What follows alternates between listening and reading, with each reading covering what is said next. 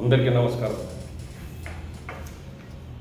2019 ఎన్నికలైన జరిగినటువంటి సంఘటన ప్రతి ఒక్కరు గమనించారు. ఒక్కసారి ఓటు వేసి నమ్మి మోసపోయినటువంటి ఆంధ్ర రాష్ట్ర ప్రజానీకమంతా ఈరోజు చింతిస్తున్నారు. ఒక దుర్మార్గునికి ఓటు వేసి ఒక దుష్టశక్తికి ఓటు వేశాము. రాష్ట్రాన్ని అడ్డగోలుగా సర్వనాశనం చేసినటువంటి జగన్మోహన్ రెడ్డికి ఓటు వేసి మన రాష్ట్రాన్ని సర్వనాశనం చేసుకున్నాము. ఇవాళ అంధకారంలో పడిపోయిన ఆంధ్రప్రదేశ్. అయ్యా జగన్మోహన్ రెడ్డి, నీవు అంటున్నావు ఎక్కడ చూడు తెలుగుదేశం పార్టీ అధికారం వచ్చి ఇప్పటికీ 2 నెలలు అవుతుంది, 100 రోజులు కాలేదు.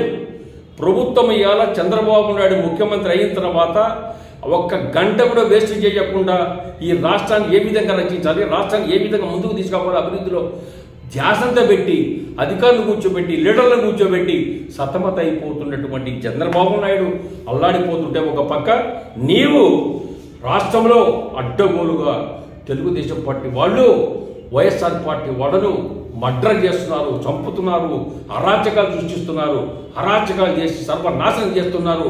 అందుకనే ఈ రాష్ట్రంలో రాష్ట్రపతి పాలన పెట్టాలని చెప్పేసి డిమాండ్ చేస్తూ రాష్ట్రపతి దగ్గరికి పోవాలి, ఎక్కడ ధర్నాలు చేయాలి, ఇక్కడ ధర్నాలు చేయాలి, గవర్నర్కు మెమోరాండం ఇవ్వాలని చెప్పి కళ్ళపుల్లి మాటలతో ప్రజలను మోసం చేయాలని చెప్పేసి ఇప్పటికీ ఇంకా కుట్రలు పన్నుతున్నావు. ఓ దుర్మార్గుడా, ఇవాళ అడుగుతున్నా, నీవు చేసిన తప్పులు 5 సంవత్సరాలు ఏం చేశావు నీకు తెలియదా నాకు అడుగుతున్నా.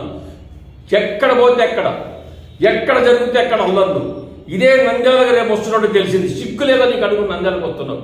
నంద్యాలలో జరిగిన సంఘటన ఇప్పటికి ఇవాళ ప్రజలు మర్చిపోలేదు. వ్యక్తిగత కక్షలతో ఇవాళ అక్కడ చనిపోయినటువంటి వ్యక్తులు ఇవాళ ఏదో రాజకీయ రంగు పులిపి ఏదో కుట్రమన్ని అరాచకాలు సృష్టించాలని చెప్పేసి ఇవాళ నంద్యాలకు వస్తున్నావే, సిగ్గుందా? నేను అడుగుతున్న ఇవాళ నంద్యాలకు ఎందుకు వస్తున్నావంటే నంద్యాలకు రానికి నీకు హక్కు లేదు. నంద్యాల అబ్దుల్ సలాం అనే కుటుంబ సభ్యులందరినీ మీ వాళ్ళు వేధింపుల వల్ల, మీరు జరిగినటువంటి వేధింపుల వల్ల భయపడి మొత్తం ప్రాణం మీది సంసారమే నాశనం చేసి సంగతి ఆ ఘటన నీకు సంబంధం కాదు అడుగుతున్నా.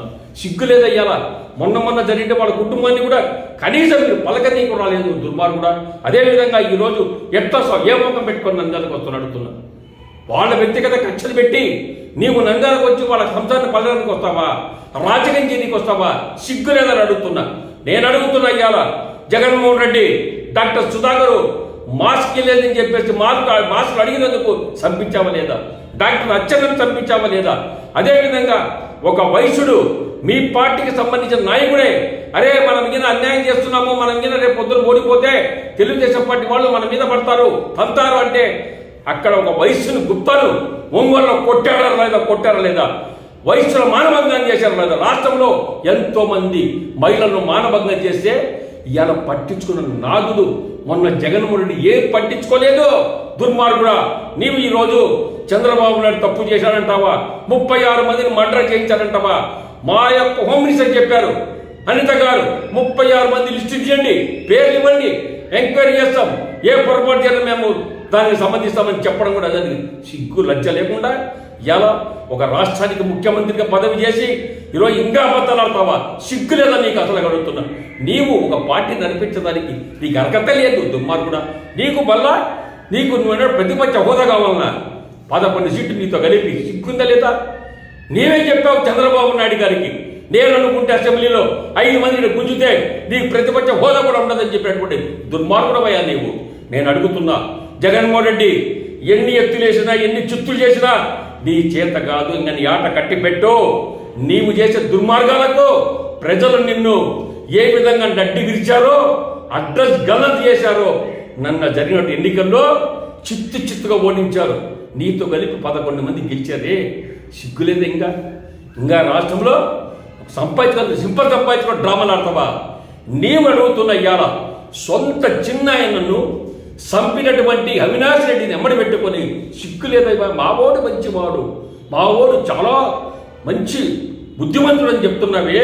అదేవిధంగా కోడికత్తి విషయంలో చంద్రబాబు నాయుడు చేయించాడని చెప్పేసి ప్రజలు నమ్మించి మోసం చేశావే. ఇంకా నీ మాటలు ఏ విధంగా నమ్ముతారు ప్రజలు అడుగుతున్నా. రాష్ట్రంలో ఏది సంభవించినా, రాష్ట్రంలో ఎక్కడ మానభంగా జరిగినా అన్ని తెలుగుదేశం పార్టీ వాళ్ళ మీద రుద్దుతున్నావు. నేను అడుగుతున్నా, నీవు చేసిన తప్పులు కప్పిపుచ్చుకుంటేదని ఈరోజు కొత్త డ్రామాలు ఇవాళ బయటికి తెస్తున్నావు. ఇంకా నీ డ్రామాలు కట్టిపెట్టు.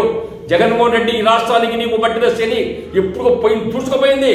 శనిక్రమం పోయిందంటే మళ్ళా సినిమా ఓ శనిక్రమం మళ్ళా ఆదరకు వచ్చి మళ్ళా ఏదో లేవనెత్తి పాత కథలన్నీ డ్రామాలు ఆడుతున్నాము. ఇంకా ప్రజలు నమ్మే పరిస్థితి లేరు. అందుకని ప్రజానికంతా విజ్ఞప్తి చేస్తున్న 5 కోట్ల ఆంధ్ర ప్రజానికానికి ఈ దుర్మార్గుడు ఏదో ఒక విధంగా మంచిగా పరిపాలన చేస్తున్నటువంటి చంద్రబాబు నాయుడు ప్రభుత్వం మీద బురద చల్లేదానికి ఏదో కుట్రలు పన్ని ఇవాళ రాష్ట్రపతి పాలన పెట్టాలా, రాష్ట్రంలో అడ్డగోలుగా అల్లర్లు జరుగుతున్నాయి చెప్పే కుట్రలు పండుతున్నాడు. ఈ కుట్రదారుని ఏ విధంగా ఛేదిస్తారో అది ప్రజలకు వదిలిపెడుతున్నాము. ప్రజానికి అంతని చేతుల్లోకి మొక్కుతున్న ఈ దుర్మార్గుడిని ఈ రాష్ట్రం నుంచి పారదోలేంత వరకు ఈ రాష్ట్రం బాగుపడదు. ఈ దుర్మార్గుడు ఈ రాష్ట్రంలో ఉండకూడదు.